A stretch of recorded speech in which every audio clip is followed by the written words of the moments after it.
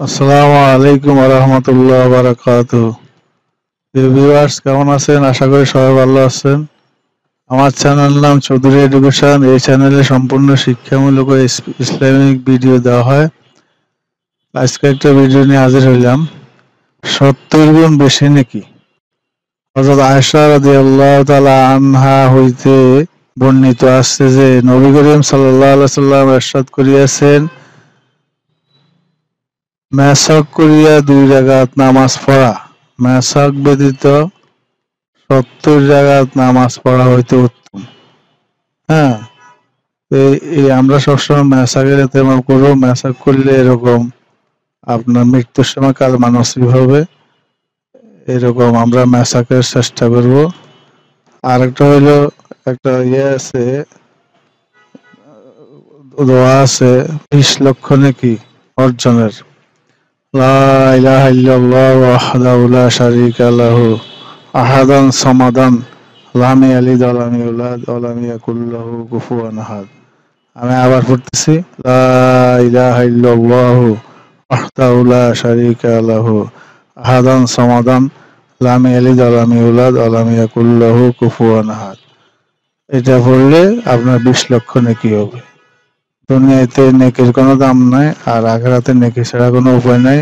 যে যতটুকু নেকি আমরা নিয়ে যাব, আখিরাতে আমাদের এরকম শান্তি হবে। তারপর এখানে আরেকটা আছে ওযুর ফজিলত। হাদিস পাকে আছে বিসমিল্লাহ আলহামদুলিল্লাহ পরে ওযু করলে যতক্ষণ ওই ওযু থাকবে ফেরেশতাগণ তার নামে ততক্ষণ অনবরত সওয়াব লিখতে থাকবে। ঠিক আছে, এটা আমরা আমল করব ইনশাআল্লাহ। তারপরে এখানে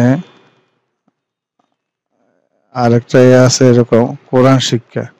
কোরআন হলো আল্লাহ তাআলার পবিত্র বাণী, যা তিনি জিবরাইল ফেরেশতার মাধ্যমে শেষ নবী হযরত মুহাম্মদ সাল্লাল্লাহু আলাইহি সাল্লামের উপর নাযিল করেছেন।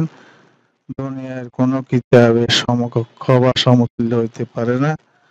ইসলাম ধর্মের সামগ্রিক পরিচয়, যাবতীয় পালনীয় বিষয় ও বিধিবিধান, আদেশ নিষেধ, মানুষের ইহ এবং পরলৌকিক কল্যাণ, মঙ্গলজনক উপদেশাবলী কোরআনে পাকে রয়েছে। হুজুর সাল্লাল্লাহু আলাইহি সাল্লাম ইরশাদ করেছেন, তোমাদের মধ্যে সর্বশ্রেষ্ঠ সেই ব্যক্তি যে কোরআন শিক্ষা করে